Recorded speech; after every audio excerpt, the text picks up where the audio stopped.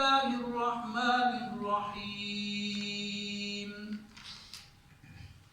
ولا تأكلوا أموالكم بينكم بالباطل وتدلوا بها إلى الحكام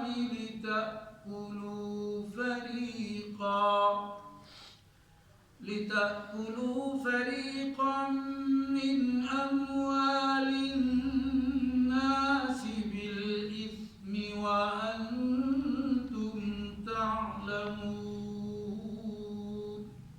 صدق الله العظيم ولا تأكلوا أموالكم بينكم بالباطل اور تم ایک دوسرے کا مال باطل طریقے سے مت کھاؤ وَتُدْلُوا بِهَا إِلَى الْحُكَّامِ اور اسے حکمرانوں تک مت پہنچاؤ لِتَأْكُلُوا فَرِيقًا مِّنْ أَمْوَالِ النَّاسِ بِالْإِثْمِ تاکہ تم کوئی حصہ لوگوں کے مالوں میں سے گناہ کے ساتھ کھا جاؤ وَأَنْتُمْ تَعْلَمُونَ جبکہ تم جانتے ہو۔ سورۃ البقرہ دوسرا پارہ رکوع نمبر 23۔ یہ چیز ذہن میں نقش ہو جائے درس کے سب احباب کے۔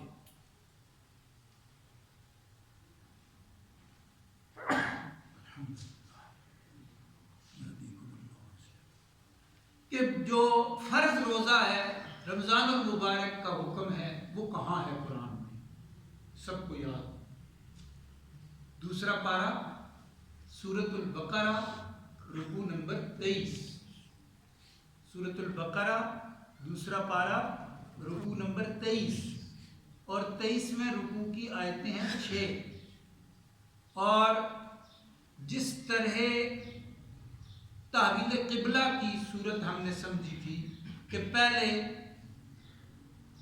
بیت المقدس شریف کی طرف رخ کر کے نماز پڑھنے کا حکم تھا، بعد میں حکم آیا کہ اب اپنا رخ چینج کر لیں، یعنی وہ والا حکم منسوخ ہو کے کعبۃ اللہ شریف کی طرف رخ کر دیا گیا۔ اسی طرح روزوں میں بھی ایسی صورت ہے۔ روزوں میں یہ ہے کہ پہلے سابقہ امتوں میں جو روزہ عام رہا ہے وہ روزہ مسلمانوں پہ فرض ہوا ہے، اور اسی طرح کوئی 15-16 مہینے مسلمانوں نے 3 روزے ہر مہینے کے رکھے، چاند کی 13، 14 اور 15 تاریخ یہ روزے رکھے۔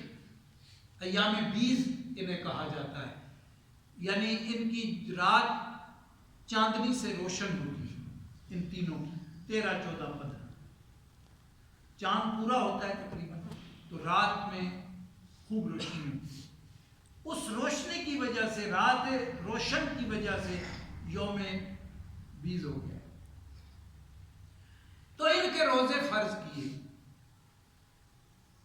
پھر بعد میں حکم آیا رمضان شریف سے متعلق۔ اب یہاں پہ آپ غور کریں گے فرق کیا ہے۔ ایام بیز کے جو روزے ہیں ان کے بارے میں فرمایا ایام معدودات، گنے چنے دن ہیں، گنے چنے دن۔ اور پھر جو حکم تیسری آیت میں ہے شہر رمضان، یہاں گنے چنے دن نہیں، یہاں کیا ہے؟ رمضان پورا مہینہ۔ پورا مہینہ، ایک مہینہ جو ہوتا ہے اس کو گنا چنا نہیں کہا جاتا۔ گنا چنا کسے کہا جاتا ہے؟ جس میں تھوڑی تعداد ہو، کم سے کم 3 ہو، زیادہ سے زیادہ 9 ہو، وہ گنا چنا۔ تو مہینہ جو ہوتا ہے وہ یا تو 29 دنوں کا ہے یا 30 دنوں۔ تو پھر پورے مہینے کا حکم آیا۔ حدیث پاک میں آتا ہے اس حکم نے گنے چنے روزوں کو جو فرض تھے وہ حکم ختم کر دیا۔ نفلی طور پہ انہیں رکھ سکتے ہیں، فرض کوئی روزہ اب سوائے رمضان شریف کے کوئی روزہ فرض نہیں۔ تو اب یہاں فرمایا فمن شہد منکم الشہر فلیصم، تم میں سے جو کوئی اس مہینے کو پالے، حاضر ہو اس مہینے میں، تو اس پہ لازم ہے کہ وہ اس مہینے کے روزے رکھے۔ اب فرق کیا ہے دونوں حکموں میں؟ کوئی فرق ہے؟ جی پہلی بات یہ ہے کہ شروع کے جو روزے ایام بیز ہیں انہیں ایام معدودات کہا ہے، تھوڑے سے دن، رعایتیں 3 دی ہیں، مریض روزہ چھوڑ سکتا ہے، مسافر بھی چھوڑ سکتا ہے اور مالدار بھی چھوڑ سکتا ہے۔ یعنی ایک شخص ہے، اس کے پاس پیسہ ہے، نہ وہ مریض ہے نہ وہ مسافر ہے، کوئی عذر نہیں ہے، مریض کے ضمن میں بہت سارے لوگ آ جاتے ہیں، وہ عورت جو ماہانہ ایام کی وجہ سے نماز نہیں پڑھ سکتی وہ بھی اس میں شامل ہے، جو بچے کی ولادت کی وجہ سے نماز نہیں پڑھ سکتی، اس کے بعد ناپاکی کے دن جو ہیں وہ بھی مرض، اس میں مرض نفاس، مرض ہے، اس میں شامل ہے۔ اسی طرح وہ مرد عورت جو بڑی عمر کو پہنچ گئے ہیں اور اب بدن میں قوت اور طاقت اس طرح نہیں ہے، نہ چل پھر سکتے ہیں، نہ کھا پی سکتے ہیں، ہاضمہ بھی کام نہیں کر رہا صحیح طریقے سے، تو اب ایسے لوگ بھی، کبیر السن بھی، معمر لوگ بھی، ایجنٹ جو ہو جائیں بڑی عمر والے، وہ بھی مریض کے ہوئے، مرض ذوف اس کو کہا گیا، مرض ذوف، تو یہ سب اس میں شامل ہے۔ لیکن دیکھو مالدار جسے کوئی عذر نہیں ہے، بالکل پورا ہے، روزہ رکھ سکتا ہے، مرد ہے عورت ہے، لیکن اگر وہ فدیہ دے سکتی ہے یا دے سکتا ہے تو ایام بیز کے حکم میں یہ تھا کہ یہ روزہ چھوڑ دے، پیسے دے دے، فدیہ دے دے۔ رمضان شریف کے جو روزے ہیں ان میں یہ رعایت نہیں، ان میں صرف مریض، مسافر، مالدار والا کام اب نہیں رہا، جتنا مرضی پیسہ ہے اب روزہ نہیں چھوڑ سکتا۔ شروع کے حکم میں یہ رعایت تھی، اس لیے کہ اس وقت مالداروں کا مزاج بھی بنا ہوا تھا، 14-15 مہینے اس کا مزاج بنانے کے بعد وہ حکم ختم کریں۔ پھر رمضان کے روزے پہلے 3 روزے رکھوائے، ذرا تربیت ہو جائے، رعایتیں بھی زیادہ دے دی، تربیت ہو جائے، مزاج بن جائے، پھر حکم نافذ کر دیا 29-30 دن، رعایتیں بھی 2 دے دی، مریض، مسافر۔ اب جو مریض اور مسافر ہے وہ کیا کرے گا؟ روزہ اگر اس وجہ سے چھوڑا ہے تو رمضان شریف کے بعد جتنے روزے چھوٹے ہیں اتنے روزے رکھے گا۔ اگر روزہ رکھنے کے قابل نہیں ہے پھر کیا کرے گا؟ پھر فدیہ دے گا۔ کیا دے گا؟ فدیہ۔ اب آج فدیے کے مسئلے کو سمجھیں، کل درس ہے یا نہیں؟ انشاءاللہ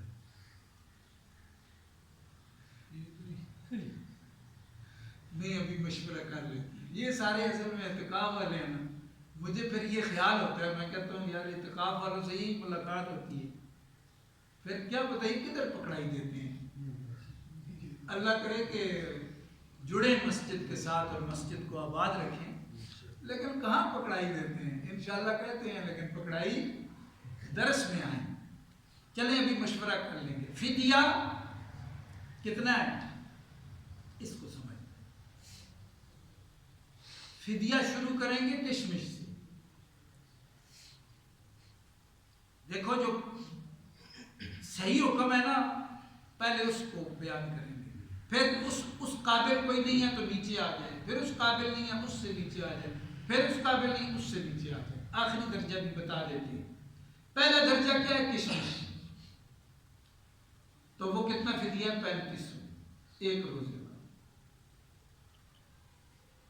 اگر معاشی حالت ایسی نہیں ہے تو پھر کھجور ہے 100، 1800 سے کچھ اوپر کر لیں۔ اگر یہ بھی نہیں ہے پھر جو کی قیمت 7، 750۔ آخری درجے کا مالدار ہے، یعنی یہ 3 جو بنیادی ان میں سے نہیں دے سکتا تو پھر وہ 3، 350 گندم کے حکم میں۔ پھر آخری یہ، اب یہ نمازوں کا بھی فدیہ یہی ہے، کم سے کم 350، روزوں کا بھی یہی ہے۔ اسی طرح یاد رکھیں فطرانہ بھی یہی، صدقہ فطر جو فطرانہ ہے وہ بھی نہیں، اور اس کے بھی بڑے فضائل ہیں۔ فطرانہ ادا کرنے سے جتنی کوتاہیاں ہوئی ہوتی ہیں اللہ ان کو معاف کر کے روزوں کو، عبادت کو قبول فرما لیتے ہیں۔ نہ دیا جائے تو بڑی اعلیٰ عبادت ریاضت بھی فضا میں لٹکا دی جاتی ہے۔ یہ حدیث پاک میں ہے۔ نہیں دے گا صدقہ فطر، وہ جتنی محنت، اعتکاف، تراویح، قیام اللیل، روزے، ذکر اذکار، سب کام جو کیے تھے ایسے ان کو لٹکایا ہوا فضا معلق کر دیا جاتا ہے۔ جو یہ ادائیگی ہوتی ہے، کوتاہیوں کو اللہ پاک ہٹا دیتے ہیں، اس کے ساتھ جتنی کوتاہیاں ہیں لٹکایا کیوں جاتا ہے پتہ ہے؟ کہ ان کے ساتھ بے ادبیاں لگی ہوئی ہیں، برائیاں لگی ہوئی ہیں۔ جو یہ صدقہ فطر دیتے ہیں تو وہ برائی ہٹا لی جاتی ہے صدقہ فطر کی وجہ سے، اس کو اس قابل بنا دیتے ہیں کہ پھر وہ قبولیت کے دروازے سے داخل کر دیا جاتا ہے۔ سمجھ گئے بات؟ تو صدقہ فطر بھی کم سے کم کتنا ہے؟ 350۔ اگر اللہ سے دل لگتا ہے تھوڑا سا پھر 700 کرو، اور زیادہ محبت آتی ہے تو پھر 18 کرو، اور صحیح اگر اللہ سے محبت کرنی ہے تو پھر 3500۔ لیکن کم سے کم کتنا ہے؟ ظاہر ہے لوگ ایسے لوگ بھی ہیں جو بمشکل اتنا بھی ادا کر سکتے ہیں، تو وہ 300 سے 350۔ احتیاط کا تقاضا یہ ہے کہ 350، ٹھیک ہے؟ تو صدقہ فطر میں کیا ہوتا ہے، یعنی فطرانہ، یہ بھی ہر بندے کے اوپر ہے۔ گھر میں جتنے افراد ہیں، اب جیسے باپ ہے تو وہ اپنے بچوں کا فطرانہ ادا کرے گا، اور اس بچے کی طرف سے بھی دے گا جو عید والے دن صبح سے پہلے پیدا ہو گیا، چھوٹا، اس کی طرف سے بھی دے گا۔ پھر گھر میں اگر کوئی خادمہ جو مستقل رکھے ہوتے ہیں نا، خادم رہائش پذیر ہوتے ہیں بعض گھروں میں، کوئی خادم ہے کوئی خادمہ ہے، تو گھر کا جو سربراہ ہے اس کی طرف سے بھی ادا کرے گا۔ صدقہ فطر میں یہ نہیں ہے، فطرانے میں یہ نہیں ہے کہ روزے رکھے تو فطرانہ ہے، نہیں رکھے تو فطرانہ بھی نہیں ہے، یا وہ جو معصوم ہیں، چھوٹے ہیں، نابالغ ہیں، جن پہ روزہ نہیں ہے تو ان کی طرف سے فطرانہ نہیں، ان کی طرف سے بھی، سب کی طرف سے ہے، جو معذور ہے ان کی طرف سے، گھر کا جو ذمہ دار ہے وہ ادا کرے۔ یا ایک گھر میں کئی ذمہ دار ہیں، جیسے بابا بوڑھا ہو گیا، بیٹے کہتے ہیں ہم اپنی اپنی فیملی ہے، تو وہ اپنے اپنی فیملی کا ادا کریں، اپنے اپنے بچوں کا، چھوٹے بچے کا بھی ادا کریں۔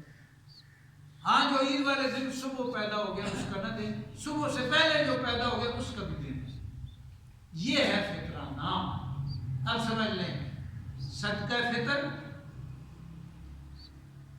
فدیہ روزے کا، فدیہ نماز کا ایک ہی حکم ہے۔ لگے گا کہاں؟ مصرف کون سا ہے اس کا؟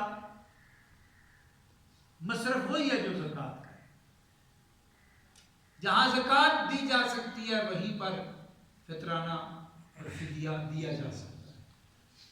یعنی اگر حقدار تک نہیں پہنچا تو ادا نہیں ہوا۔ اور مفتیان کرام نے سب سے زیادہ معتبر جو مصرف بتایا زکوٰۃ اور ان فدیہ اور فطرانے صدقات کا، وہ دینی تعلیمی ادارے ہیں۔ اس کی وجہ کیا ہے؟ انہوں نے فرمایا ایک تو صدقہ یقینی ادا ہو جاتا ہے، آپ نے کسی کو دیا، ہو سکتا ہے وہ مالدار ہو، اگر وہ مالدار ہے تو آپ کا صدقہ نہیں ہوگا، اور آپ نے معلوم نہیں کیا تو آپ ذمہ دار ہیں۔ دینی ادارے کے طلباء میں اگر بادشاہ کا بیٹا بھی آ کے بیٹھ جائے تب بھی ادا ہو جائے گا، اس کو دے دیں تب بھی ادا ہو جائے گا۔ اس طرح یقینی، یعنی وقت کا جو حکمران ہے، بادشاہ ہے، اس کا بیٹا بھی آتا ہے کہ میں علم حاصل کرتا ہوں، تو اسے اساتذہ کہتے ہیں پھر اس طرح طالب علم بن کے تمہیں رہنا پڑے گا، تو وہ رہتا ہے، وہاں آ کے رہتا ہے، بادشاہ کا بیٹا ہے، تو اس پہ بھی فطرانہ اور صدقہ زکات واجبہ اور زکات پھر لگے گی. جو بھی اس شعبے میں آ گیا ہے اور قیام پذیر ہو گیا ہے، اب وہ اللہ رب العالمین کا مہمان بن گیا ہے. علم کے طور پہ اس نے بسیرا کیا ہے حصول علم کے لیے. تو وہاں کوئی امیر کا بچہ ہو یا غریب کا ہو، کچھ بھی ہو، وہاں پہ یہ چیز لگتی ہے. وہاں تحقیق کی ضرورت نہیں. وہاں اتنی تحقیق کی ضرورت ہے کہ جو ذمہ دار ہو وہ ان پہ لگائے، یہ یقین ہو. یہ جانچنا پڑتا ہے کہ اعتبار ہو کہ یہ جس کو ہم ذمہ داری دے رہے ہیں یہ یقیناً اسی کھاتے میں لگائے گا. یہ اعتبار ہونا چاہیے. دوسری بات یہ ہے کہ کیوں بہتر ہے؟ اس لیے کہ آپ نے اپنا فرض ادا کرنا ہے. زکوٰۃ فرض ہے، فطرانہ فرض ہے، فدیہ فرض ہے. آپ اپنا فرض ادا کریں گے، اپنا وجوب ادا کریں گے. لیکن وہاں کام کیا ہو رہا ہے؟ وہاں علم حاصل ہو رہا ہے. علم تحصیل علم ہے، تحفیظ علم ہے، اشاعت علم ہے، تدوین علم ہے، تشہیر علم ہے. یہ سب ہو رہا ہے. تو اب یہ چیز چونکہ اس عمل میں سپورٹ دے رہی ہے، تو جہاں یہ لگ گیا، وہ لوگ جنہوں نے اس سے فائدہ حاصل کر کے اپنا وقت گزارا ہے، دین سیکھا ہے، تو وہ جو سیکھ رہے ہیں اور سکھا رہے ہیں اس عمل میں یہ بندہ شامل ہے. اب یہ سلسلہ جتنا آگے چلتا چلا جائے گا یہ صدقہ جاریہ بنتا چلا جائے گا. اس لیے فرمایا کہ اس سے بہترین مصرف. کچھ اکابر ایسے گزرے ہیں، انہوں نے پھر بڑے علماء کو بٹھایا کہ بھئی ہم سے کئی مالدار لوگ ہیں بڑے شہر، کراچی شہر کے، وہ کہہ رہے ہیں ہمیں سب سے اونچا مصرف بتائیں. کچھ اللہ والے نیک لوگ ایسے بھی ہوتے ہیں، مالداروں میں بھی ہوتے ہیں، سارے فرعون تو نہیں ہوتے. ساروں کے گردن میں سریا تو نہیں ہوتا. اللہ کا خوف رکھنے والے بھی ہوتے ہیں. مالدار سارے شیطان نہیں ہوتے. اسی طرح غریب سارے مسکین بھی نہیں ہوتے. ان میں بھی بڑے بڑے ابلیس بیٹھے ہوتے ہیں، اللہ معاف کرے. اسی طرح ان میں بھی ہے. بلیک شیپ ہر شعبے میں ہے. اب دیکھیں انہوں نے کہا ہمیں بتائیں کہ سب سے بہترین مصرف کیا ہے. تو پھر انہوں نے بڑے بڑے مفتیوں کو بٹھایا، بھائی فیصلہ. تو ساروں نے پھر ان دو باتوں کی بنیاد پہ دینی تعلیمی ادارہ مدارس کا. اور اب ہمارے مدارس کے تو حالات ہی ایسے ہو گئے ہیں کہ ضروریات اس قدر بڑی ہوئی ہیں، اور ایک مہم چل رہی ہے کہ ان کو ختم کر دو، بند کر دو. لیکن مسلمانوں کا جب تک ایمان سلامت ہے یہ ختم ہو گیا، آپ کو مسئلہ بتانے والا کوئی نہیں ہو، یہ یاد رکھیں. پھر یہی مسئلے عورتیں نقاب کر کے ٹی وی پہ بیٹھیں گی اور مسئلے بتائیں گی، حیض کو بھی پاک کر دیں گی، سارا نظام الٹا کر دیں گی. جن کا کوئی شجرہ نسب علمی نہیں ہوگا، بس یہ بیٹھ جائیں گے، یہی پھر آپ کی امام بنے گی اور سیدھا جہنم میں لے کے جائیں گے. یہ دینی تعلیمی ادارے ہیں الحمدللہ کہ یہاں سے اہل حق تھوڑے ہی پیدا ہوتے ہیں. بہت بڑی تعداد حوث پرستوں کی وہاں سے بھی پیدا ہو جاتی ہے، لیکن بہرحال اہل حق پیدا ہوتے ہیں اور وہ حق بیان کرتے ہیں، حق لکھتے ہیں، حق کی آواز اٹھاتے ہیں. اگر یہی سلسلہ نہ رہا تو پھر مسئلہ کون بتائے گا؟ پھر تو معاملات خراب ہو جائیں گے. ابھی ایک مہم یہ چلی ہوئی ہے کہ روزہ ہے ہی نہیں، ایک یہ تھی تراویح ہے ہی نہیں.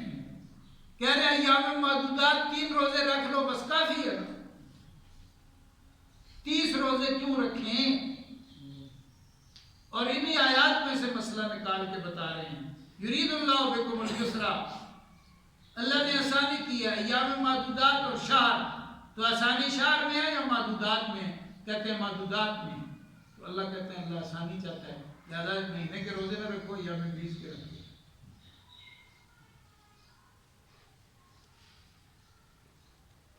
اور وہ ایک اور بھاگا ہوا ہے لٹیرا، وہ کہتا تھا تراویح سرے سے ہے ہی کوئی نہیں، چھٹی.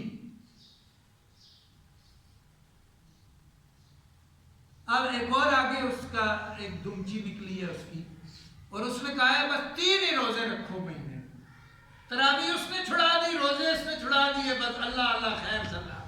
یہ اہل علم نہ ہوتے تو آج یہ روزے بھی نہ بچے ہوئے ہوتے، یہ اہل علم نہ ہوتے جو صحابہ کی ترتیب پہ چلے آ رہے ہیں۔ دینی ادارہ نبی علیہ السلام نے قائم کیا ہے، صفہ، اور صحابہ کرام کے بارے میں جو وہاں پڑھتے تھے آپ نے فرمایا ان کا خیال رکھو، ان سے غلطی ہو جائے پردہ ڈالو۔ اتنا حضور نے ان کے بارے میں فرمایا۔ تو وہ سلسلہ جو چلا آ رہا ہے، اصل علم کے وارث وہی ہیں، وہی آپ کو علم نبوی سے آشنا کرتے ہیں۔ تو سب سے بہترین مصرف انہوں نے پھر یہ فیصلہ ان 2 باتوں پہ دیا ہے، ایک یہ کہ یقینی ادا ہو گیا، اور دوسرا یہ کہ صدقہ جاریہ بن جاتا ہے۔ اللہ پاک مجھے آپ کو سارے عالم کی صحیح سمجھ